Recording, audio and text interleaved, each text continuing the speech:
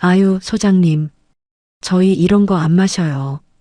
30대 초반의 본사 대리가 62세 소장이 내민 믹스커피를 거들떠보지도 않고 밀어냈습니다.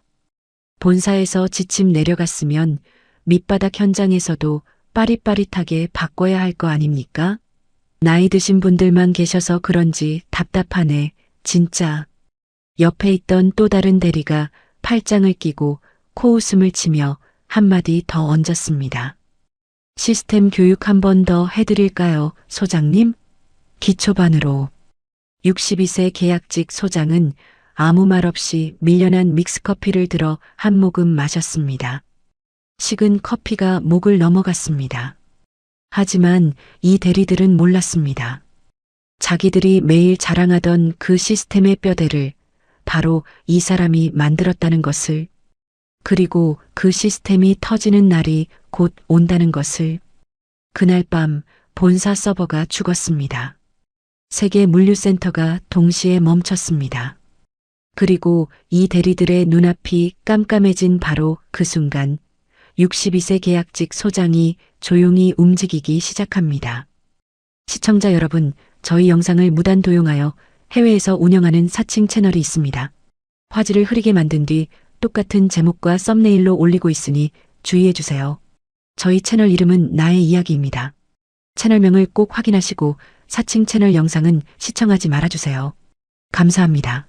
사연 시작 전에 구독과 좋아요를 눌러주시고 어디에서 듣고 계신지 댓글 남겨주시면 그곳으로 건강과 행복이 가득하길 기원하겠습니다.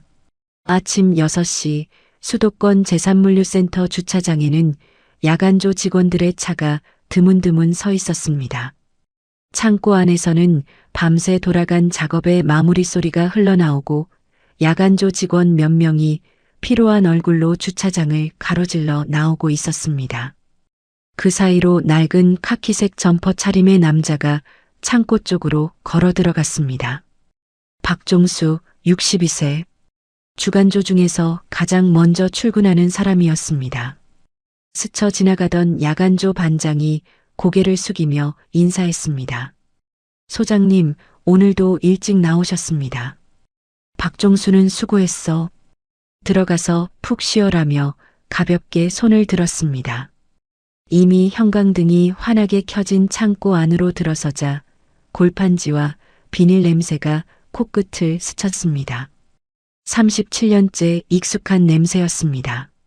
누군가에게는 먼지 냄새일 뿐이겠지만 그에게는 하루의 시작을 알리는 냄새였습니다. 점퍼 지퍼를 목까지 올리고 창고 안쪽으로 걸음을 옮기기 시작했습니다. 어구역, B구역, C구역. 적재된 팔레트 사이를 천천히 걸으며 눈으로 훑었습니다. 어제 입고된 물량이 제자리에 들어갔는지, 포장 상태에 이상은 없는지, 통로에 장애물은 없는지, 손전등 하나 없이 형광등 불빛만으로도 그의 눈은 구석구석을 놓치지 않았습니다. A-3구역을 지나다 팔레트 하나가 2cm쯤 통로 쪽으로 밀려나와 있는 걸 발견하고 직접 어깨를 대고 밀어 넣었습니다.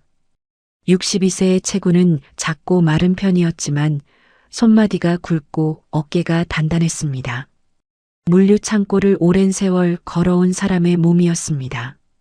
B구역 냉장 보관 구역 앞에서 잠시 멈춰 온도 게이지를 확인하고 C구역 상차 대기 라인의 물량 배치 상태를 눈으로 한 번 더 훑었습니다. 걸음이 멈추는 법이 없었습니다. 한 바퀴를 다 돌면 대략 40분. 다른 사람이라면 귀찮다고 생략할 이 루틴을 박종수는 제3물류센터에 부임한 첫날부터 단 하루도 걸은 적이 없었습니다. 순회를 마치고 소장실로 돌아온 박종수는 낡은 사무용 의자에 앉아 컴퓨터를 켰습니다. 소장실이라고 해봐야 창고 한쪽 구석에 칸막이를 세워 만든 3평짜리 공간이었습니다. 책상 위에는 모니터 하나, 전화기 하나, 그리고 종이컵 몇 개가 전부였습니다. 본사 부장 시절 쓰던 독립사무실과는 비교할 수도 없었지만 박종수는 이 좁은 공간에서 불편을 느낀 적이 없었습니다. 어차피 그가 있어야 할 곳은 사무실이 아니라 창고 바닥이었으니까요. 부팅음이 울리는 동안 주머니에서 믹스커피 봉지를 꺼내 종이컵에 털어넣고 정수기에서 뜨거운 물을 받았습니다. 커피를 저으며 한 모금 마신 뒤 엑셀 파일을 열었습니다. 당일 출고 물량, 재고 현황, 구역별 적재 위치, ERP 시스템에 다 들어있는 데이터였지만 박종수는 매일 빠짐없이 자기 컴퓨터에 따로 정리했습니다. 시스템 화면을 한쪽에 띄워놓고 숫자를 대조하며 하나하나 옮기는 모습은 누가 보면 비효율의 극치라고 할 만했습니다. 시스템에서 클릭 한 번이면 나오는 데이터를 뭐하러 손으로 옮기느냐고. 하지만 박종수는 이 작업을 37년간 해왔습니다. 본사에서 전산 시스템이 처음 도입되던 시절에도 ERP가 들어오고 나서도 그는 항상 자기만의 파일을 따로 만들었습니다. 손으로 옮기는 과정에서 숫자의 흐름이 눈에 들어오고 어제와 오늘의 차이가 감각으로 잡혔습니다. 그건 화면을 스크롤하는 것만으로는 절대 얻을 수 없는 감각이었습니다. 부임 첫날이 떠올랐습니다. 그때도 이 작업을 하고 있었는데 현장 반장 오태식이 뒤에서 슬쩍 들여다보며 물었었습니다. 소장님, 그거 시스템에 다 있는 건데 왜 따로 하십니까? 이중 작업 아닙니까? 박종수는 믹스커피를 후후 불며 웃었습니다. 시스템이야 편하지. 근데 기계는 언제든 꺼질 수 있어. 오 반장은 고개를 갸웃거리며 돌아갔었습니다.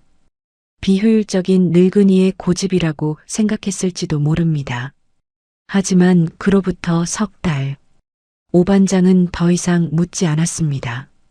매일 아침 그 파일을 정리하는 소장님의 뒷모습이 이 창고의 일상이 됐기 때문이기도 했고 석 달 동안 함께 일하면서 이 소장이 보통 사람이 아니라는 걸 몸으로 느꼈기 때문이기도 했습니다. 대한물류, 국내 5대 종합물류 기업, 전국의 12개 물류센터와 3개 항만 터미널을 운영하는 물류업계에서는 누구나 아는 이름이었습니다.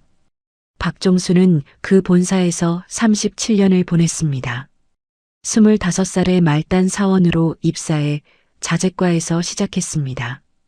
그 시절에는 전산 시스템이라는 게 없었습니다. 입고 전표를 손으로 쓰고 재고 대장을 직접 넘기며 트럭 배차표를 화이트보드에 매직으로 적던 시절이었습니다.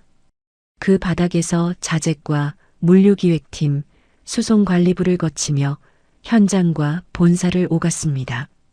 현장에서 잔뼈가 굵었고 본사에서 판을 짰습니다. 마지막 직급은 물류운영부 부장이었습니다. 그 긴 세월 동안 본사의 크고 작은 물류사고란 사고는 전부 그의 손을 거쳐 수습됐습니다. 태풍의 항만 터미널이 침수됐을 때도, 거래처 파업으로 전국 배송망이 마비됐을 때도, 전산 시스템 전환기에 3일간 데이터가 날아갔을 때도 마지막에 수습한 건 박종수였습니다. 지금 본사 직원들이 매일 들여다보는 ERP 시스템을 도입할 때 현장 물류 데이터의 뼈대를 정리해 넘긴 것도 이 사람이었습니다. 품목 분류 체계, 적재 기준, 배송 루트 데이터. 그 시스템 위에서 지금의 젊은 직원들이 피벗 테이블을 돌리고 대시보드를 만들고 있는 것이었습니다. 그런 사람이 정년 퇴직 후 자회사 대한로지스 수도권 제산물류센터의 계약직 현장관리소장으로 내려왔습니다. 월급은 전성기의 절반도 안 됐습니다. 직급도 없고 명함에 박히는 이름도 현장관리소장이 전부였습니다. 본사 시절 그를 알던 사람들은 박 부장님이 왜 거기까지 가서라며 안타까워했지만 정작 박종수 본인은 담담했습니다. 창고 냄새 맡으면서 사는 게 좋아서 그래라는 말 한마디가 그의 대답이었습니다. 실제로 그랬습니다. 퇴직 후 2달간 집에서 쉬는 동안 박종수는 매일 아침 6시에 눈이 떠졌습니다. 갈 곳이 없는 아침은 길었고 거실 소파에 앉아 멍하니 텔레비전을 보는 시간이 늘어갔습니다. 수십 년간 아침마다 일터로 나서던 사람에게 아무데도 갈 곳이 없는 아침은 퇴직보다 더 견디기 어려운 것이었습니다. 그래서 자회사 계약직 자리가 났을 때 망설이지 않았습니다. 월급이 얼마인지는 묻지도 않았습니다. 하지만 박종수는 불평 한마디 한 적이 없었습니다. 아침 6시에 출근하고 창고를 돌고 데이터를 정리하고 현장 반장들과 믹스커피를 나눠 마셨습니다. 그게 그의 하루였고 변하지 않은 그의 삶이었습니다. 7시가 넘자 창고에 사람들이 하나둘 모이기 시작했습니다.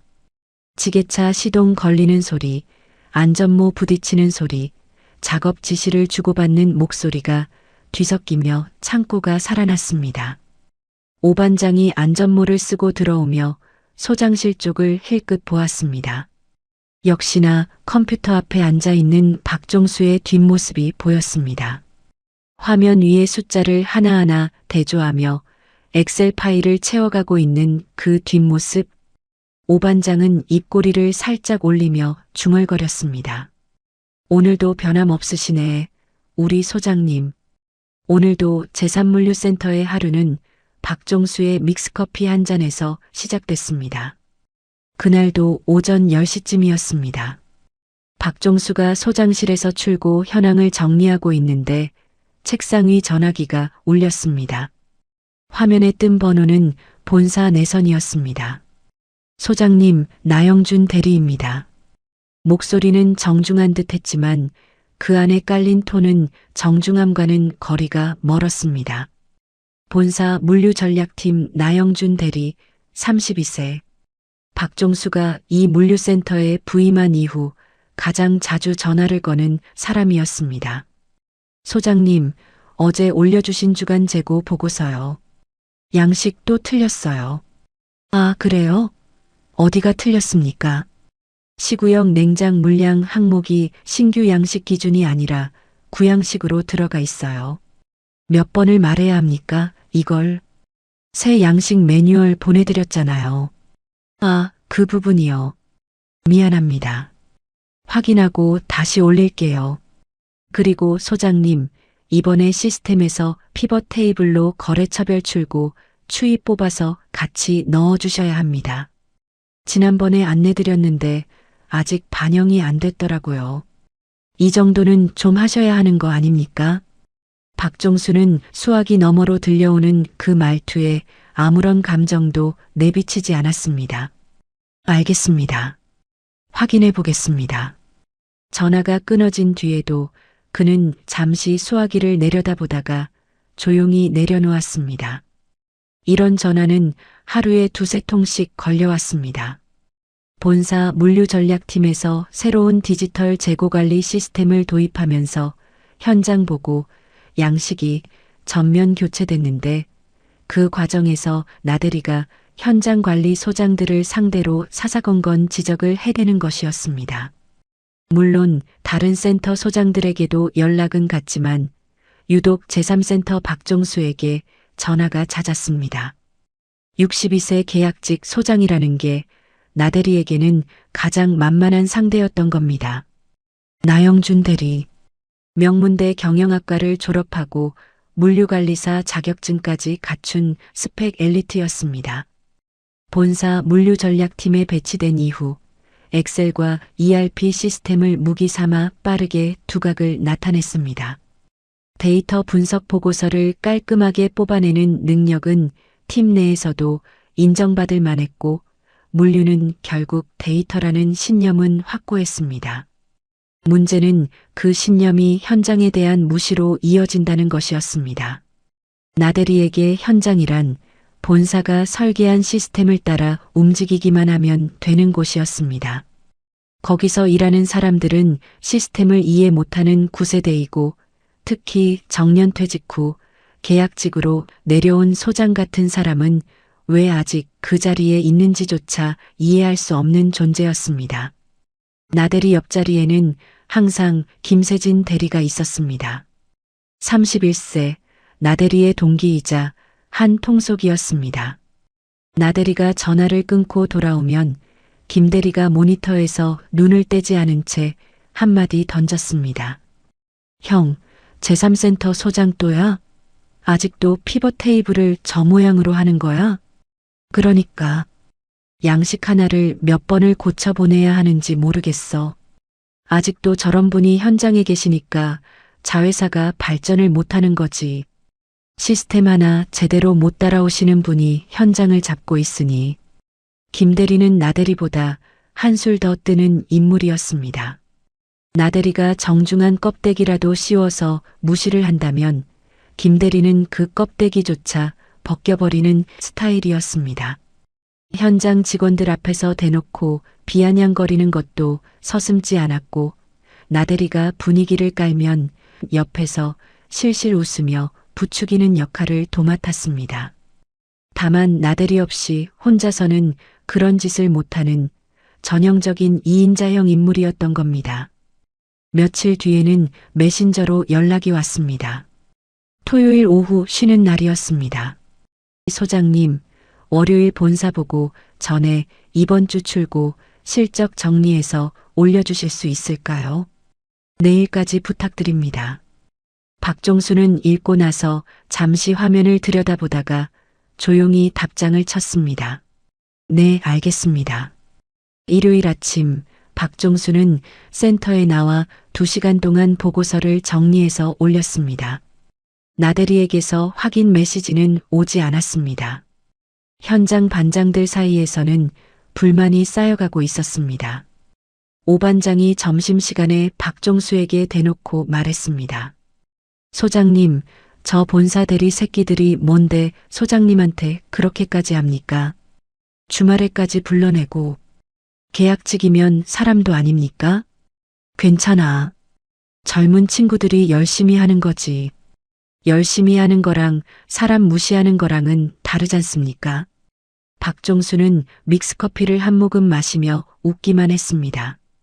오 반장은 그 웃음이 답답했지만 더 말을 잇지 못했습니다. 소장님이 웃으면 그건 더 이상 말하지 말라는 뜻이라는 걸 석 달 만에 알게 됐으니까요. 그 즈음 나대리는 한 발 더 나아갔습니다. 본사 물류 담당 유상무에게 월간 업무 보고를 올리면서 보고서 말미에 한 줄을 슬쩍 끼워 넣었던 겁니다. 제3물류센터 현장관리소장의 신규 시스템 적응도가 현저히 낮아 현장 운영 효율화를 위해 인력교체 검토가 필요할 것으로 판단됩니다. 유상무는 보고서를 읽다 말고 그 줄에서 눈이 멈췄습니다. 안경 너머로 나대리를 올려다보았습니다. 잠시 침묵이 흐른 뒤 유상무가 입을 열었습니다. 나대리, 그거는 건드리지 마. 네.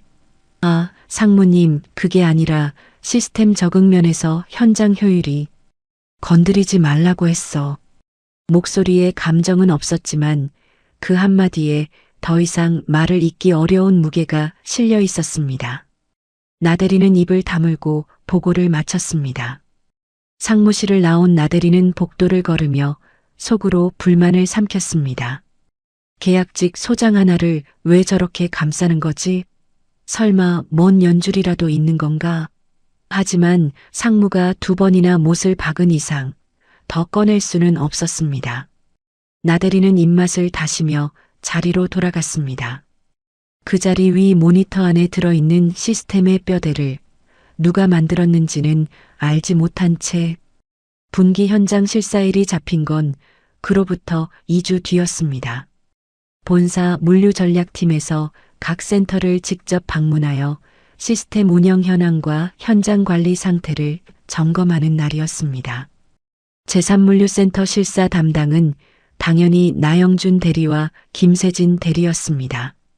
실사 전날 박종수는 퇴근 시간이 지나도록 소장실에 남아 있었습니다. 창고 바닥을 한 번 더 돌며 통로 정리 상태를 확인하고 적재 라벨이 벗겨진 팔레트에는 직접 새 라벨을 붙였습니다. 소장실로 돌아와서는 보고 양식을 처음부터 끝까지 다시 훑으며 오류가 없는지 점검했습니다. 오 반장이 퇴근하며 소장실을 들여다보았습니다. 소장님, 아직 안 가십니까? 내일 실사라고 이렇게까지 안 하셔도 됩니다.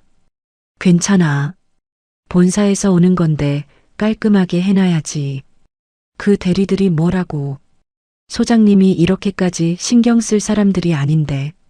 박종수는 모니터에서 눈을 떼지 않은 채 웃기만 했습니다. 오 반장은 한숨을 삼키며 돌아섰습니다. 다음 날 오전 10시 검은색 본사법인차가 센터 주차장에 들어섰습니다. 나대리와 김대리가 차에서 내렸습니다. 나대리는 슬림핏 셔츠에 깔끔한 슬랙스 차림이었고 손에는 태블릿이 들려 있었습니다. 김대리는 가죽 서류 가방을 어깨에 걸치고 선글라스를 이마 위로 올리며 창고 건물을 올려다보았습니다. 둘 다 안전화 대신 로퍼를 신고 있었습니다. 현장에 내려온다는 인식 자체가 없는 차림새였습니다. 박종수가 창고 입구에서 맞았습니다. 낡은 점퍼에 작업화, 머리는 반백으로 짧게 깎은 62세의 계약직 소장. 나대리의 눈에 비친 박종수는 언제나 같은 모습이었습니다. 시스템 하나 제대로 못 다루는 퇴직 후 갈 곳 없어 현장에 붙어 있는 늙은 계약직. 어서 오십시오. 멀리서 오시느라 수고하셨습니다. 박종수가 고개를 살짝 숙이며 인사했습니다. 나대리는 태블릿에서 눈을 떼지 않은 채 고개만 까딱했고 김대리는 아예 반응이 없었습니다. 소장실로 안내한 박종수는 미리 준비해둔 종이컵 2개에 믹스커피를 탔습니다. 뜨거운 물을 붓고 스틱으로 저어서 두 손으로 공손히 내밀었습니다. 커피 한 잔 드시면서 하시죠. 나대리가 종이컵을 힐끗 보았습니다. 그리고 거들떠보지도 않고 손등으로 밀듯이 옆으로 밀어냈습니다. 종이컵이 책상 위에서 미끄러지며 커피가 살짝 출렁였습니다. 아유, 소장님. 저희 이런 거 안 마셔요. 그 한마디가 소장실 안의 공기를 바꿔놓았습니다. 뒤에 서 있던 오 반장의 눈이 커졌습니다. 하지만 나대리는 거기서 멈추지 않았습니다. 그리고 소장님, 본사에서 지침 내려갔으면 밑바닥 현장에서도 빠릿빠릿하게 시스템을 바꿔야 할 거 아닙니까? 나이 드신 분들만 계셔서 그런지 답답하네. 진짜. 양식 하나 맞추는 게 이렇게 어렵습니까? 김대리가 옆에서 팔짱을 끼고 코웃음을 쳤습니다. 소장님, 시스템 교육 한 번 더 해드릴까요? 기초반으로. 오 반장의 얼굴이 시뻘겋게 달아올랐습니다. 주먹에 힘이 들어가는 게 눈에 보였습니다. 뒤쪽에 서 있던 다른 반장 2명도 표정이 굳어졌습니다. 이 사람들은 석 달 동안 박종수가 어떤 사람인지를 봐왔습니다. 아침마다 창고를 돌고 누구보다 현장을 잘 알고 반장들 하나하나의 이름과 사정을 기억하는 사람이었습니다. 그 사람에게 면전에서 밑바닥이라는 말을 내뱉는 저 대리들이 반장들 눈에는 도저히 용납이 안 됐던 겁니다. 오 반장이 한 발 앞으로 나서려는 순간 박종수가 손을 살짝 들었습니다. 고개를 돌려 오 반장을 보는 눈빛은 조용했지만 단호했습니다. 됐다 라는 뜻이었습니다. 오 반장은 이를 악물고 멈춰섰습니다. 박종수는 표정 하나 변하지 않은 채 입을 열었습니다. 알겠습니다.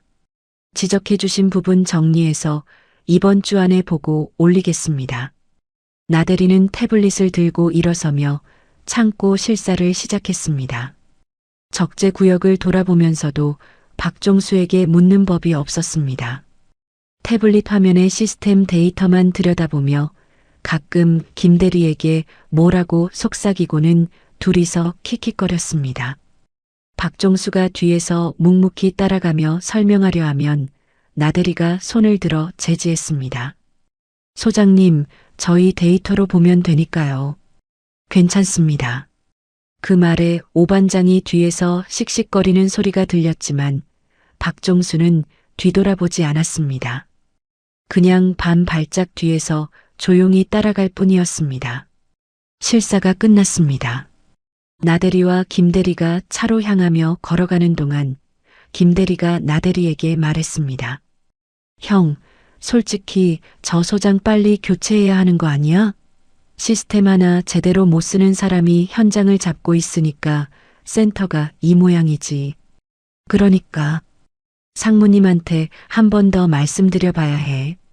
근데 상무님이 왜 그렇게 그 소장을 감싸는 거야? 상무님이 백 아닐까? 뭐 어차피 시간 문제야. 실적으로 밀리면 교체 안 할 수가 없거든. 법인차가 주차장을 빠져나갔습니다. 배기가스 냄새가 옅게 퍼지고 창고 앞은 다시 조용해졌습니다. 소장실. 박종수는 혼자 앉아 있었습니다. 책상 위에는 아까 밀려난 믹스커피 종이컵이 그대로 놓여 있었습니다. 커피는 이미 식어 있었습니다. 박종수는 그 종이컵을 말없이 들어 올렸습니다. 한 모금 마셨습니다. 미지근하고 밍밍한 맛이 목을 넘어갔습니다. 오반장이 소장실 문 앞에 서 있었습니다. 들어가야 할지 말아야 할지 망설이다가 결국 한마디를 꺼냈습니다. 소장님, 응, 저는 참을 수가 없습니다. 소장님은 어떻게 참으십니까? 박종수가 빈 종이컵을 쓰레기통에 버리며 자리에서 일어났습니다. 오반장을 지나치며 어깨를 한번 톡 쳤습니다. 참는 게 아니야. 신경 쓸 일이 아닌 거지. 그 말을 남기고 박종수는 다시 창고 바닥으로 내려갔습니다. 오반장은 소장실 문 앞에 선 채 멀어지는 낡은 점퍼의 뒷모습을 한참 동안 지켜보았습니다. 그날 저녁 박종수는 평소보다 늦게까지 남아 있었습니다. 소장실 컴퓨터 앞에 앉아 오늘자 재고 현황과 적재 위치를 정리하고 있었습니다. ERP 시스템 화면과 자기 엑셀 파일을 나란히 띄워놓고 숫자를 하나하나 대조하며 옮기는 그 작업. 아무도 시키지 않은, 아무도 알아주지 않는 37년째 계속하고 있는 그 작업이었습니다. 형광등 불빛 아래서 키보드를 두드리는 박종수의 얼굴에는 아무런 감정도 없었습니다. 분하지도 서럽지도 않은 표정이었습니다. 그저 할 일을 하는 사람의 얼굴이었습니다. 다음 날 아침 6시, 박종수는 어김없이 셔터를 올리고 창고에 들어섰습니다. 점퍼 지퍼를 올리고 주머니에서 믹스커피 봉지를 만지작거리며 오늘도 어구역부터 걸음을 옮기기 시작했습니다. 아무 일도 없었다는 듯이 세원전자 하반기 대규모 납품일이 열흘 앞으로 다가왔습니다. 세원전자, 대한물류 전체 매출의 40%를 차지하는 최대 BVIP 거래처였습니다. 반도체 장비 부품부터 산업용 소재까지 세원전자가 대한물류에 맡기는 물량은 해마다 늘어났고 그만큼 납품 조건도 까다로웠습니다. 포장 규격 하나, 적재 순서 하나까지 세원전자 자체 기준을 따라야 했고 납품 시간이 30분이라도 어긋나면 바로 클레임이 들어왔습니다. 위약금은 수십억 원 단위. 연간 계약이 날아가면 대한물류 전체가 흔들리는 그런 거래처였습니다. 하반기 납품일은 1년 중 가장 큰 건이었습니다. 세원전자의 하반기 생산 라인에 들어가는 핵심 부품과 소재를 한꺼번에 납품하는 날이었기 때문입니다. 세원전자 납품은 수도권 제3물류센터가 전담하고 제1센터는 동해산업, 제2센터는 한빛전공을 맡았습니다. 세 개 센터가 같은 날 동시에 움직이는 회사의 운명이 걸린 날이었습니다. 본사에서는 나영준 대리가 총괄 기획을 맡았습니다. 나 대리에게 이번 건은 단순한 납품이 아니었습니다. 이 규모의 납품을 ERP 시스템 하나로 깔끔하게 컨트롤했다는 실적이 남으면 팀 내 입지가 확실히 달라지는 것이었습니다. 납품 일주일 전부터 나 대리는 야근을 해가며 ERP 시스템 위에서 출고 계획을 세팅했습니다. 거래처별 물량 배분, 트럭 배차, 적재 순서, 배송 루트까지 전부 시스템 안에서 설계하고 확정했습니다. 스프레드 시트에 색깔별로 구분선을 넣고 타임라인을 분 단위로 쪼개 놓았습니다. 나대리는 완성된 출고 계획표를 모니터에 띄워놓고 흐뭇하게 바라보았습니다. 시스템대로만 하면 됩니다. 현장은 화면 보고 따라하기만 하면 돼요. 이게 데이터 물류죠. 김대리가 옆에서 맞장구를 쳤습니다. 형, 이번 건 깔끔하게 끝내면 팀장님한테 어필 제대로 되겠다. 당연하지. 이 규모를 시스템 하나로 컨트롤했다는 게 포인트야. 둘은 모니터 앞에서 의기양양했습니다. 현장에서 누가 어떻게 움직이는지는 관심 밖이었습니다. 시스템이 지시하고 현장이 따르면 되는 것이었으니까요. 나대리는 제3센터 박종수 소장에게도 메신저를 보냈습니다. 소장님, 납품 당일 출고 지시는 ERP에서 자동으로 내려갑니다. 현장에서는 화면에 뜨는 대로 피킹하시면 됩니다. 별도 지시 없으니 참고해 주세요. 박종수 소장, 네, 알겠습니다. 박종수는 그 메시지를 확인한 뒤 아무 말 없이 자기 엑셀 파일을 열어 세원전자 납품 관련 데이터를 한 번 더 업데이트했습니다. 구역별 적재 위치, 수량, 포장 규격, 트럭별 상차 순서, 시스템에 다 있는 데이터를 오늘도 자기 파일에 따로 옮기고 있었습니다. 그리고 납품 전날 밤이 왔습니다. 밤 10시 세계 센터의 야간조가 동시에 작업에 들어갈 시간이었습니다. 이길 아침 출고를 위해 밤새 피킹과 포장을 끝내고 새벽에 상차를 완료한 뒤 아침 첫 배송에 트럭을 출발시키는 것이 계획이었습니다. 모든 작업 지시는 ERP 시스템에서 나오게 되어 있었습니다. 밤 10시 7분 제1센터 야간 담당자가 시스템에 접속하려는 순간 화면이 멈췄습니다. 로딩 화면이 끝없이 돌더니 에러 메시지가 떴습니다. 밤 10시 9분 제2센터에서도 같은 증상이 보고됐습니다. 밤 10시 12분 제3물류센터 야간조 반장이 시스템 접속을 시도했지만 결과는 같았습니다. 서버 연결 실패.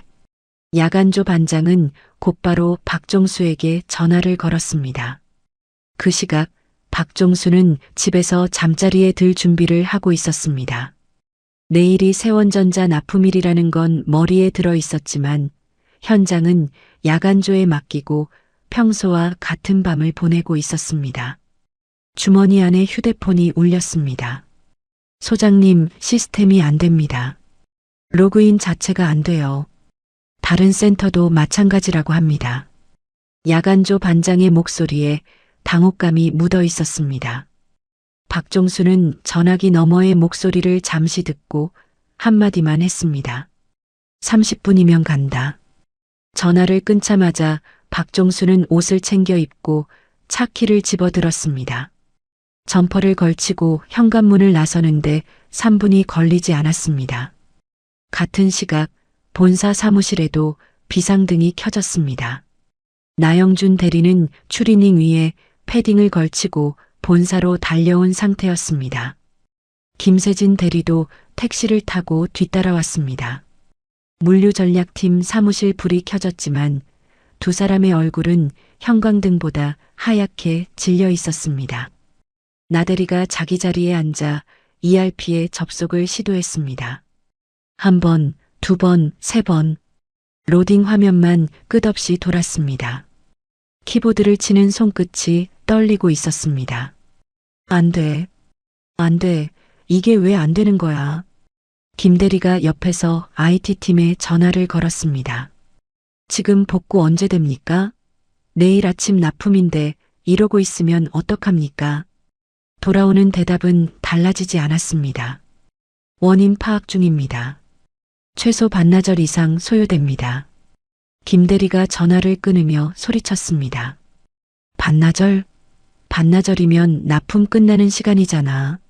나대리가 의자에서 벌떡 일어나 화이트보드 앞으로 갔습니다.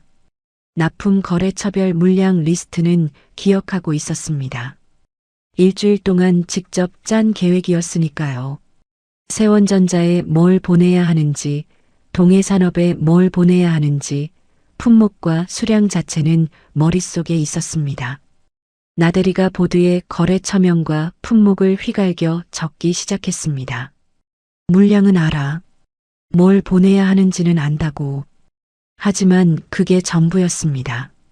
문제는 그 다음이었습니다. 대형 물류센터 창고라는 곳은 한 개 센터만 해도 축구장 두세 개를 합쳐놓은 규모였습니다. O구역부터 F구역까지 각 구역 안에 수십 개의 열이 있고 각 열에 수백 개의 팔레트가 적재되어 있었습니다. 수만 개의 물건이 각자의 위치에 꽂혀 있는 거대한 미로 같은 공간이었습니다. 평소에는 ERP 시스템이 모든 물건의 정확한 위치를 관리했습니다. 스캐너를 찍으면 A-3구역, 2열4단이라는 좌표가 뜨고 작업자는 그 위치로 가서 꺼내기만 하면 됐습니다. 시스템이 돌아가는 한 아무 문제가 없는 구조였습니다. 그런데 그 시스템이 죽어버린 겁니다. 뭘 보내야 하는지는 알지만 그 물건이 이 거대한 창고 안 어디에 있는지를 아무도 모르는 상황. 수만 개의 팔레트 사이에서 필요한 물건을 찾으려면 사람이 직접 눈으로 확인하며 돌아다니는 수밖에 없었습니다. 나대리가 다급하게 제1센터 소장에게 전화를 돌렸습니다. 소장님, 품목하고 수량은 제가 알려드릴 수 있습니다. 리스트 보내드릴 테니까 현장에서 직접 찾아서 피킹하시면 안 됩니까? 제1센터 소장이 한숨을 쉬며 대답했습니다. 나대리님, 뭘 보내야 하는지를 모르는 게 아닙니다. 그 물건이 창고 안 어디에 있는지를 모르는 겁니다. 우리 센터 창고가 얼마나 넓은지 아십니까? O구역부터 D구역까지 다 합치면 2만 평입니다. 위치 데이터 없이 사람이 눈으로 찾으려면 하나 찾는데 몇십 분씩 걸립니다. 한두 개도 아니고 수백 품목을 그렇게 찾아 아침까지 절대 못 맞춥니다. 그래도 가만히 있을 수는 없잖습니까? 야간조 인원 전부 투입해서 찾으십시오. 제1센터 소장의 목소리에 체념이 묻어 있었지만 그래도 아무것도 안 할 수는 없었습니다. 전화를 끊은 뒤 제1센터 소장은 야간조 인원을 전원 소집했습니다. 납품 품목 리스트를 출력해서 인원별로 나눠 들렸습니다. 리스트에 있는 품목 찾아. O구역부터 D구역까지 나눠서 들어가. 박스 라벨 하나하나 눈으로 확인해서 맞는 것 찾으면 바로 연락해. 야간조 직원 20여 명이 리스트를 손에 쥐고 창고 안으로 흩어졌습니다. 손전등을 들고 팔레트 사이를 오가며 라벨을 하나씩 비춰보고 고개를 저으며 다음 열로 넘어가는 모습이 이어졌습니다. 제2센터도 마찬가지였습니다. 야간조 인원 전원이 리스트를 들고 창고를 뒤지기 시작했습니다. 하지만 현실은 냉혹했습니다. 한 품목을 찾는데 20분, 30분이 걸렸습니다. 겨우 하나를 찾아서 꺼내놓으면 아직 수십 개가 남아 있었습니다. 시간은 흘러가는데 진행 속도는 처참했습니다. 제1센터 소장이 1시간쯤 뒤에 나대리에게 전화를 걸었습니다. 나대리님, 1시간 동안 전체 물량의 8%밖에 못 찾았습니다. 이 속도로는 아침까지 절반도 못 채웁니다.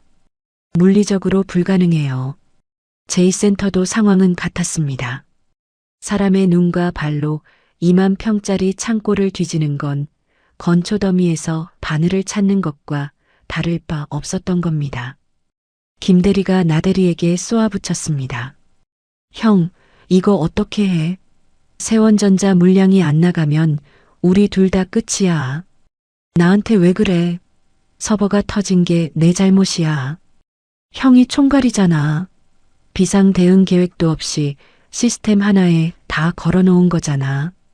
서로 책임을 떠넘기는 목소리가 텅 빈 사무실에 울렸습니다.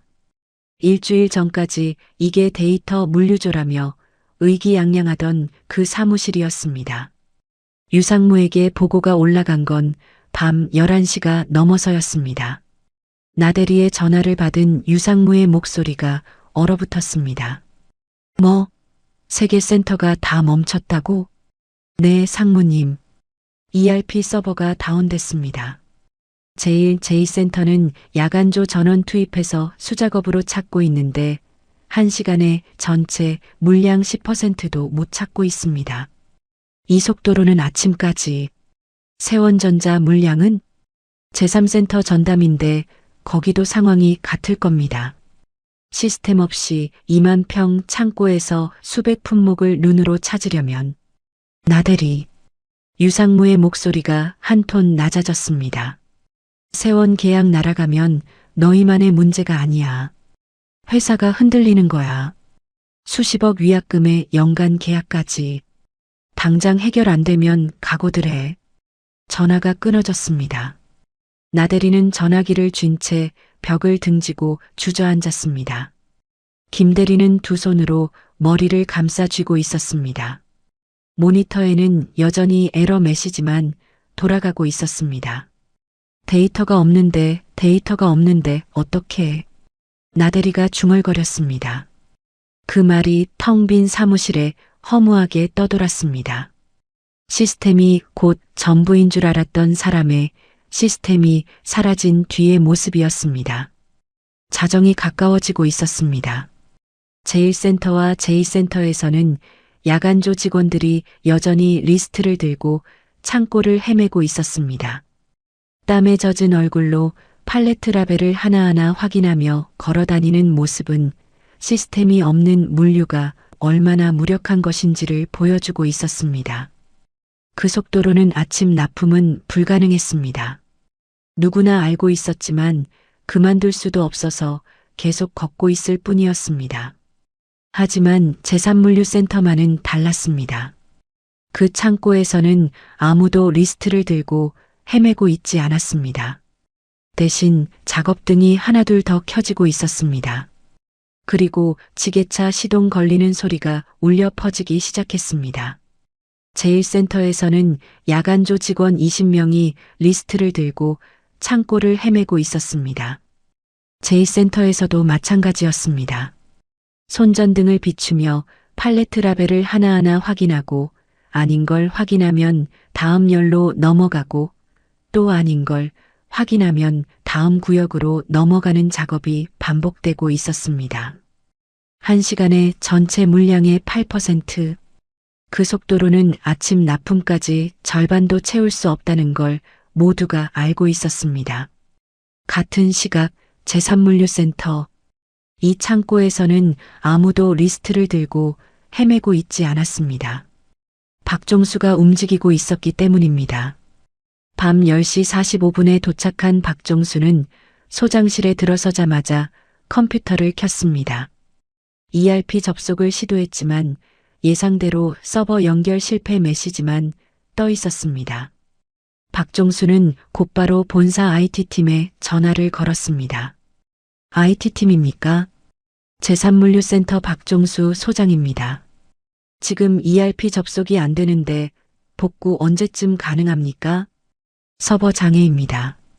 원인 파악 중이고 복구에 최소 반나절 이상 소요될 것으로 예상됩니다. 반나절이요? 네. 죄송합니다. 현재로서는 그 이상 말씀드리기 어렵습니다. 전화를 끊은 박종수는 잠시 수화기를 내려다보았습니다. 반나절이면 아침 납품은 이미 끝나는 시간이었습니다. ERP가 살아나기를 기다려서는 세원전자 납품을 맞출 수 없다는 뜻이었습니다. 박종수는 조용히 마우스를 움직여 바탕화면 한쪽에 정리되어 있는 폴더를 열었습니다. 그 안에 엑셀 파일, 매일 아침 6시 창고를 한 바퀴 돌고 돌아와서 빠짐없이 정리해온 그 파일이었습니다. 다른 센터들과의 차이는 여기에 있었습니다. 뭘 보내야 하는지, 즉 품목과 수량은 나대리가 알려주면 다른 센터들도 알 수 있었습니다. 하지만 그 물건이 2만 평짜리 창고 안 어디에 있는지 그건 ERP 시스템만이 알고 있었습니다. 시스템이 죽은 지금 물건의 위치를 아는 사람은 아무도 없었습니다. 그래서 제1센터와 제2센터의 직원들이 리스트를 들고 창고를 헤매고 있는 것이었습니다. 그런데 박종수의 엑셀 파일에는 그 위치 데이터가 들어 있었습니다. 거래처별 납품 품목, 수량, 포장 규격은 물론이고 구역별 적재 위치가 10단위까지 정리되어 있었습니다. A-3구역 2열에 뭐가 있고 B-1구역 7열에 뭐가 있는지, 트럭별 적재 순서, 배송 루트까지 37년간 시스템이 있든 없든 매일 아침 창고를 직접 돌며 눈으로 확인하고 자기 손으로 기록해온 데이터였습니다. 다른 센터 소장들은 시스템의 위치 관리를 맡기고 자기 머리에는 담아두지 않았지만 박종수는 달랐습니다. 시스템을 믿지 않아서가 아니었습니다. 현장을 자기 몸으로 알고 있어야 직성이 풀리는 사람이었던 겁니다. 시스템은 죽었지만 박종수의 데이터는 살아 있었습니다. 박종수는 파일을 열어 세원전자 납품 항목을 확인한 뒤 프린터로 필요한 페이지를 출력했습니다. 품목명, 수량, 그리고 적재 위치가 한눈에 들어오도록 정리된 출력물이었습니다. 그걸 손에 든 채 소장실을 나섰습니다. 창고 안에서 불안한 표정으로 서성이고 있던 야간조 직원들의 시선이 일제히 박종수에게 쏠렸습니다. 오반장이 다가왔습니다. 소장님, 다른 센터 두 곳은 야간조 전원이 리스트 들고 창고를 뒤지고 있는데 1시간에 10%도 못 찾고 있다고 합니다. 우리도 그렇게 해야 합니까? 박종수는 대답 대신 출력물을 오반장에게 내밀었습니다. 오반장이 받아들고 들여다보았습니다. 세원전자 납품 품목 리스트, 수량, 그리고 그 옆에 빼곡하게 적힌 적재 위치 A-3구역 2열, A-3구역 3열, B-1구역 7열. 전부 정확하게 정리되어 있었습니다. 오반장의 눈이 커졌습니다. 소장님, 이게 위치까지 다 있습니까? 이 데이터가 어디서? 매일 아침 정리한 거야. 됐고, 시간 없으니까 바로 움직이자.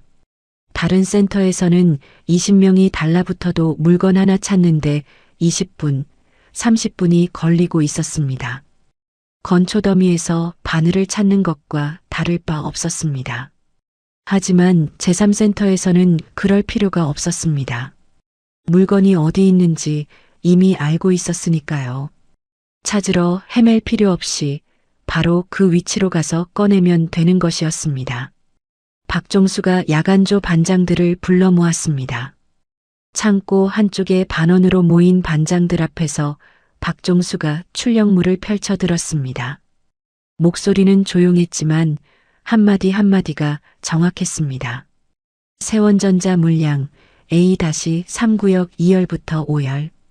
적재 순서대로 먼저 빼. 피킹 끝나는 대로 포장 라인 바로 돌려. 1번 트럭 세원전자, 2번 트럭은 비워둬. 세원 물량 상차 끝나면 내가 다음 지시 줄 테니까. 수량은 내가 불러줄 테니까 반장들이 검수하고 바로 상차해. 피킹, 포장, 상차 동시에 간다. 반장들 사이에서 술렁이던 불안이 가라앉았습니다. 다른 센터처럼 리스트 들고 창고를 헤맬 필요가 없다는 걸 깨달은 것이었습니다. 소장님이 위치를 알고 있으니까 가서 꺼내기만 하면 됐습니다. 오반장이 출력물을 한 번 더 들여다보며 나직이 말했습니다.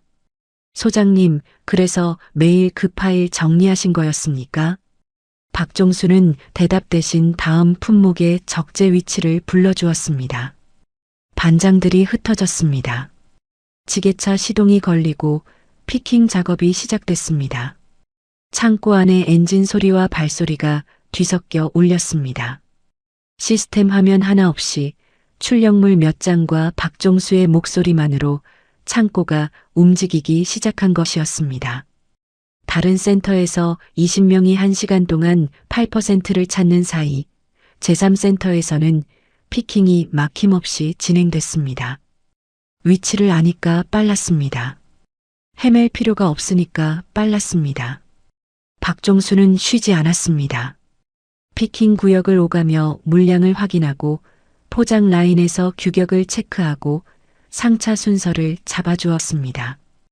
A-3구역에서 팔레트가 나오면 바로 포장 라인으로 넘기고 포장이 끝나면 상차 대기 라인에 순서대로 세웠습니다. 창고 어느 구역 몇 번째 열에 어떤 물건이 있는지, 트럭에 어떤 순서로 실어야 배송 루트에 맞는지 ERP 화면 없이 전부 그의 데이터와 머리에서 나왔습니다. 반장들이 일사불란하게 따랐습니다. 소장님이 불러주면 된다는 걸 석 달간 함께 일하며 이미 알고 있었습니다. 아침 6시에 나와서 창고를 걷고 컴퓨터 앞에 앉아 숫자를 옮기던 그 사람. 매일 똑같이 반복하던 그 작업이 이 순간을 위한 것이었다는 걸 지금에서야 깨달은 것이었습니다. 자정을 넘기고 새벽 1시, 2시 작업은 계속됐습니다. 박종수의 점퍼에는 땀이 배어 있었지만 발걸음은 흐트러지지 않았습니다. 62세의 체구가 창고 바닥을 쉬지 않고 오갔습니다. 반장들이 걱정하며 소장님 잠깐 쉬십시오라고 했지만 박종수는 손을 저으며 다음 품목을 불러줄 뿐이었습니다. 같은 시각 제1센터에서는 야간조 직원들이 지쳐가고 있었습니다. 몇 시간째 창고를 걸어다니며 라벨을 확인하는 작업은 체력적으로도 심리적으로도 한계에 다다르고 있었습니다. 전체 물량의 20%를 겨우 넘긴 상태였습니다. 제2센터도 비슷했습니다. 아침까지 납품을 맞추는 건 이미 물 건너간 것이 분명했습니다. 하지만 제3센터는 달랐습니다. 새벽 4시 세원전자 납품 물량의 피킹과 포장이 완료됐습니다. 5시 상차가 마무리됐습니다. 6시 세원전자 납품 트럭이 제3물류센터 출고장에서 시동을 걸었습니다. 박종수가 트럭 앞에 섰습니다.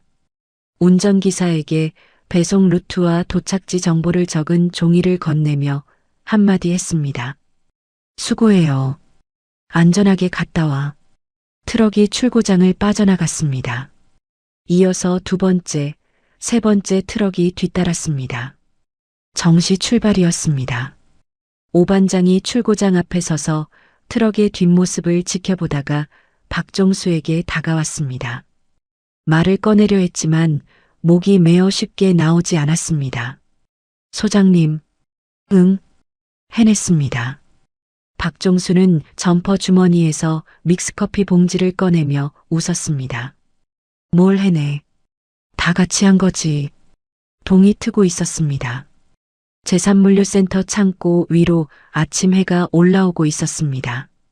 제1센터와 제2센터에서는 지친 야간조 직원들이 여전히 창고를 헤매고 있었고 동해산업과 한빛전공 납품은 전부 지연되고 있었습니다. 세 개 센터 중 유일하게 정시 납품을 완수한 곳은 제3물류센터뿐이었습니다. 그리고 그 소식은 곧 본사로 올라가게 됩니다. 아침 8시 본사 물류전략팀 사무실. 밤새 한숨도 못 잔 나대리와 김대리가 책상에 엎드려 있었습니다. 모니터에는 여전히 에러 메시지가 떠 있었고 두 사람의 얼굴은 잿빛이었습니다. 제1센터와 제2센터에서 올라온 보고는 참담했습니다. 밤새 야간조 전원이 창고를 뒤졌지만 동해산업 납품 물량의 35%, 한빛전공 물량의 28%밖에 피킹하지 못했다는 내용이었습니다. 두 거래처 모두 정시 납품은 실패, 위약금 청구와 클레임이 이미 들어오기 시작한 상태였습니다. 나대리는 유상무에게 올릴 보고서를 앞에 놓고 한 글자도 쓰지 못하고 있었습니다.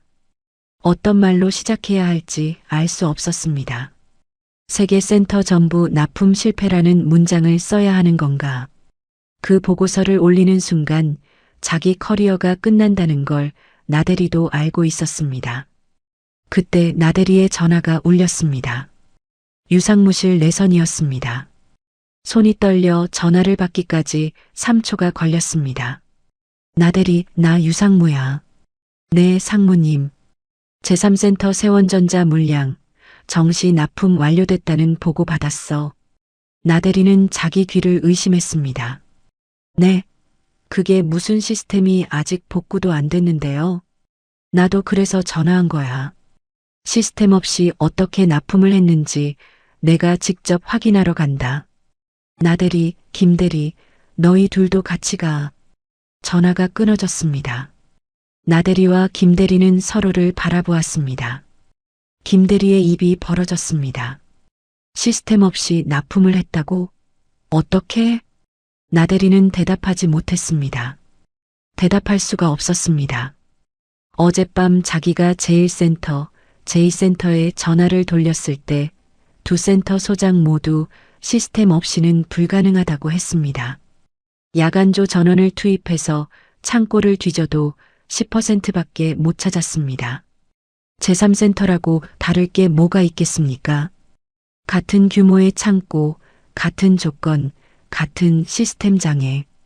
그런데 거기만 납품이 됐다는 것이었습니다. 유상무의 차가 본사를 출발했습니다. 뒷좌석에 나대리와 김대리가 나란히 앉아 있었습니다. 차 안에 한마디도 없었습니다. 나대리는 창밖을 보지도 휴대폰을 만지지도 못한 채 무릎 위에 올려놓은 손만 내려다보고 있었습니다. 가는 내내 머릿속에서 한 가지 생각이 떠나지 않았습니다. 자기가 교체하자고 건의했던 그 소장. 설마 그 사람이? 40분 뒤 제3물류센터 주차장에 유상무의 차가 들어섰습니다. 창고 앞에는 이미 출고를 마친 상차장이 깨끗하게 정리되어 있었습니다. 트럭은 전부 출발한 뒤였고 야간 작업의 흔적만 남아 있었습니다.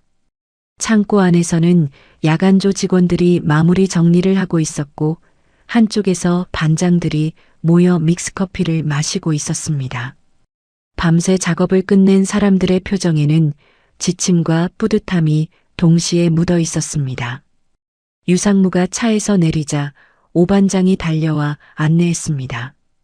유상무의 시선이 창고를 한번 훑었습니다. 정리된 상차장, 비어있는 출고 라인, 마무리 청소 중인 작업구역.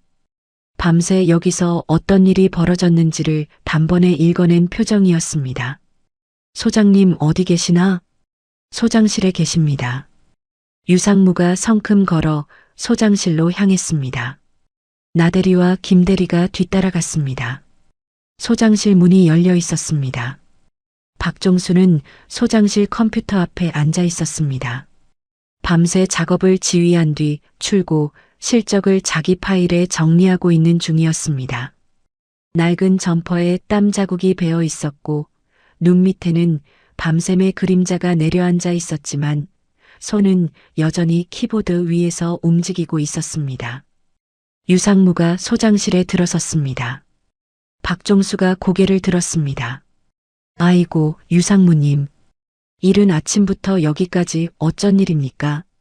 유상무는 대답 대신 성큼 다가가 박종수의 두 손을 덥석 잡았습니다.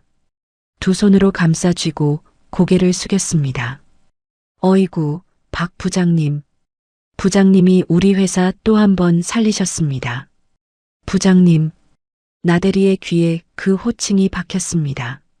상무가 본사 임원이 계약직 소장에게 부장님이라고 부른 것이었습니다.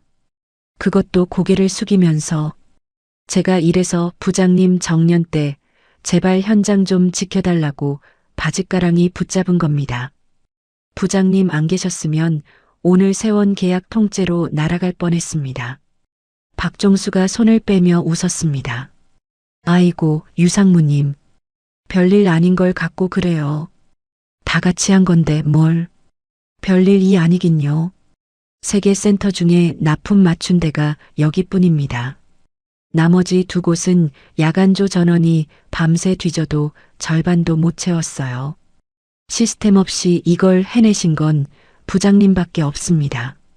유상무가 고개를 돌려 나대리를 바라보았습니다. 그 시선이 차가웠습니다. 나대리는 반사적으로 고개를 숙였습니다. 나대리. 네, 상무님. 자니가 교체 건의했던 분이 바로 이분이야. 그 한마디에 나대리의 얼굴에서 남아있던 핏기마저 빠졌습니다. 옆에 서 있던 김대리는 고개를 들지도 못했습니다. 내가 자네한테 그거는 건드리지 말라고 한 이유, 이제 알겠나? 나대리가 입술을 깨물었습니다. 아무 말도 나오지 않았습니다. 박 부장님은 내가 본사 신입 시절부터 형님으로 모셔온 분이야. 37년간 우리 회사 물류의 크고 작은 사고란 사고는 전부 이분 손을 거쳐서 수습됐어. 유상무의 목소리는 차갑지만 흔들림이 없었습니다. 그리고 자네들이 그렇게 자랑하는 그 ERP 시스템, 도입할 때 현장 물류 데이터 정리해서 넘겨준 것도 박 부장님이야. 품목 분류 체계, 적재 기준, 배송 루트 데이터, 그 시스템에 들어가 있는 뼈대를 현장에서 직접 만든 분이 이분이야. 자네들이 매일 그 데이터 위에서 피벗 테이블 돌리고 대시보드 만들고 있었던 거야. 나대리의 다리에서 힘이 빠졌습니다. 상무님이 백 아닐까? 그 말이 머릿속에서 떠올랐습니다. 백이 아니었습니다. 이 사람이 그 시스템을 만든 장본인이었습니다. 자기가 무기라고 믿었던 그 시스템의 뼈대를 자기가 늙은 계약직이라고 깔보던 이 사람이 만든 것이었습니다. 유상무가 마지막으로 한마디를 더했습니다. 시스템을 모른다고 면박을 줬다면서 그 시스템을 만든 분한테? 김대리의 어깨가 움츠러들었습니다. 나대리는 고개를 숙인 채 입술만 달싹거렸지만 끝내 한마디도 하지 못했습니다. 소장실 안에 침묵이 내려앉았습니다. 그 침묵을 깬 건 박종수였습니다. 유상무님 됐어요. 젊은 친구들이 열심히 한 건데 뭘 그래요. 다들 고생했으니까 커피나 한잔 하자고요. 주머니에서 믹스커피 봉지를 꺼내며 웃는 박종수. 유상무는 그 모습을 보며 눈시울이 붉어졌습니다.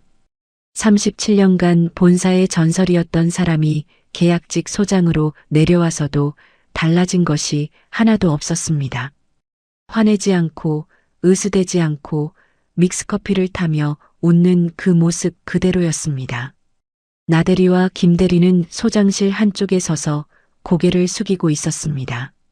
한마디도 하지 못한 채 며칠 뒤 제3물류센터 ERP 시스템은 사고 이틀 만에 복구됐습니다. 제1센터와 제2센터의 지연 납품도 뒤늦게 마무리됐지만 동해산업과 한빛전공으로부터 들어온 위약금 청구서와 공식 클레임은 피할 수 없었습니다. 반면 세원전자로부터는 단 한 건의 클레임도 없었습니다. 정시납품, 수량 정확, 포장 규격 이상 없음. 세원전자 물류 담당자가 본사에 보낸 메일에는 이런 문장이 들어 있었습니다. 시스템 장애 상황에서도 정시납품을 완수한 것에 대해 높이 평가합니다. 향후 계약 연장 시 긍정적으로 검토하겠습니다. 그 메일은 본사 물류전략팀에도 공유됐습니다. 나대리와 김대리도 읽었습니다. 두 사람 다 아무 말이 없었습니다. 본사에서는 이번 사태에 대한 내부 검토가 이루어졌습니다.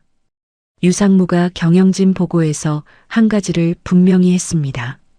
세계 센터 중 유일하게 정시 납품을 완수한 제3물류센터의 성과는 현장 관리 소장 박종수의 판단과 대응 덕분이었다는 것. 그리고 박종수 소장이 매일 자체적으로 재고 현황과 적재 위치를 별도 백업해온 것이 결정적이었다는 것. 유상무는 이 사례를 전 센터에 공유하고 현장 백업 체계를 표준 매뉴얼에 포함시킬 것을 건의했습니다. 경영진은 만장일치로 승인했습니다.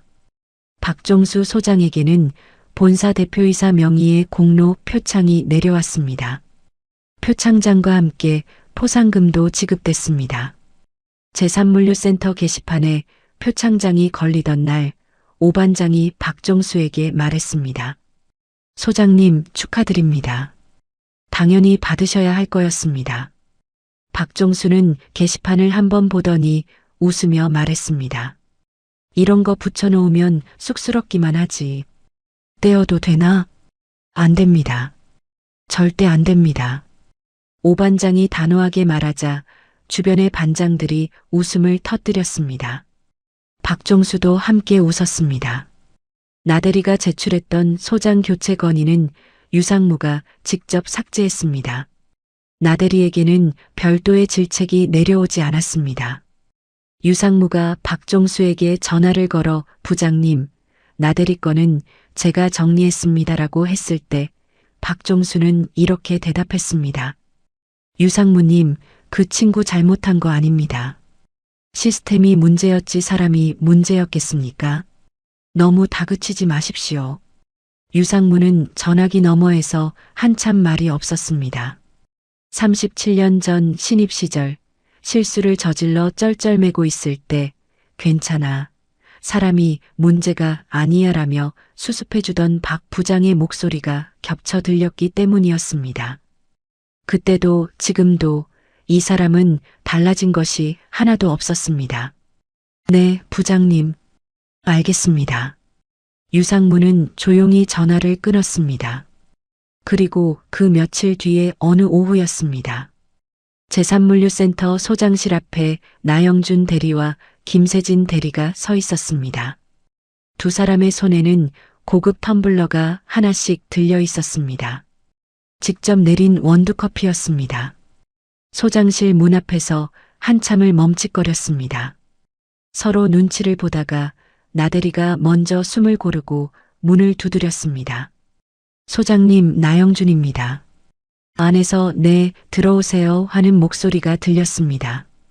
변함없는 목소리였습니다. 문을 열고 들어선 나대리와 김대리는 나란히 서서 공손히 두 손으로 텀블러를 내밀었습니다. 소장님, 커피 가져왔습니다. 박종수는 의자에서 반쯤 일어나 텀블러를 받았습니다. 고마워요. 텀블러를 책상 한쪽에 놓았습니다. 그리고 주머니에서 익숙한 믹스커피 봉지를 꺼냈습니다. 종이컵에 가루를 털어넣고 정수기에서 뜨거운 물을 받았습니다. 스틱으로 저은 뒤 후후 불어 한 모금 마셨습니다. 달콤하고 고소한 그 맛. 37년 넘게 마셔온 바로 그 맛이었습니다. 박종수는 여전히 그 변함없는 표정으로 허허 웃었습니다. 나대리와 김대리는 서 있었습니다. 앉으라는 말을 기다리는 것인지 앉을 자격이 없다고 느끼는 것인지 두 사람 다 움직이지 못하고 있었습니다. 박종수가 종이컵을 하나 더 꺼냈습니다. 믹스커피 봉지를 하나 더 뜯어서 탔습니다. 뜨거운 물을 붓고 저어서 나대리 쪽으로 내밀었습니다. 마셔요. 믹스커피였습니다. 분기실사 때 밀어냈던 바로 그 믹스커피였습니다. 나대리가 두 손으로 받아들었습니다.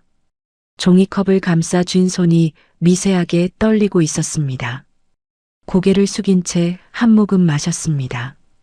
달콤하고 뜨거운 맛이 목을 넘어갔습니다. 그 맛이 눈시울을 건드렸는지 나대리의 고개가 조금 더 숙여졌습니다. 김대리도 옆에서 고개를 들지 못하고 있었습니다. 박종수는 아무 말 없이 자기 커피를 한 모금 더 마시며 창고 쪽을 바라보았습니다. 소장실 너머로 보이는 창고에서는 지게차가 오가고 반장들이 작업 지시를 주고받는 소리가 들려왔습니다. 평소와 다를 것 없는 오후였습니다. 창고 방, 상차장 쪽에서 오 반장이 소장실 안을 힐끗 들여다보았습니다. 두 손으로 믹스커피를 감싸 쥐고 고개를 숙이고 있는 나대리, 그 옆에 서 있는 김대리, 그리고 여전히 허허 웃으며 커피를 마시고 있는 박종수 소장의 모습이 보였습니다. 오 반장은 입꼬리를 씩 올리며 돌아섰습니다. 제3물류센터의 오후는 조용히 흘러가고 있었습니다. 소장실 책상 위 컴퓨터 화면에는 오늘 아침에도 업데이트된 엑셀 파일이 열려 있었습니다. 거래처별 납품 품목, 수량, 구역별 적재 위치, 37년째 이어져 온 시스템 밖의 시스템이었습니다. 내일 아침 6시 박종수는 다시 이 창고의 셔터를 올릴 것이었습니다. 점퍼 지퍼를 목까지 올리고 주머니에 믹스커피 봉지를 넣고 어구역부터 걸음을 옮기기 시작할 것이었습니다. 아무 일도 없었다는 듯이 늘 그래왔던 것처럼 아우트로 시스템은 편리합니다. 클릭 한 번이면 데이터가 나오고 화면만 보면 현장이 돌아가는 것처럼 보입니다. 하지만 시스템이 꺼지는 순간 화면 뒤에 아무것도 남아있지 않은 사람과 화면 없이도 현장을 움직일 수 있는 사람 사이에는 넘을 수 없는 차이가 있었습니다. 박종수 소장의 37년은 화려하지 않았습니다. 매일 아침 같은 시간에 출근하고 같은 창고를 걷고 같은 파일을 정리하는 일의 반복이었습니다. 누구도 알아주지 않았고 누구도 시키지 않았습니다. 하지만 그 반복이 쌓여 만들어진 것은 어떤 시스템도 대신할 수 없는 것이었습니다. 세상은 빠르게 변하고 새로운 기술은 매일 쏟아집니다. 하지만 그 기술의 뼈대를 만든 것도 기술이 멈췄을 때 현장을 지킨 것도 묵묵히 자기 자리를 지켜온 사람들이었습니다. 오늘도 어딘가의 현장에서 박종수 소장처럼 아무도 모르게 자기 자리를 지키고 계신 분들에게 이 이야기를 바칩니다. 이야기를 끝까지 들어주신 분이 계시다면 잘 들었다고 댓글 하나만 남겨주세요. 구독과 좋아요 부탁드립니다. 감사합니다.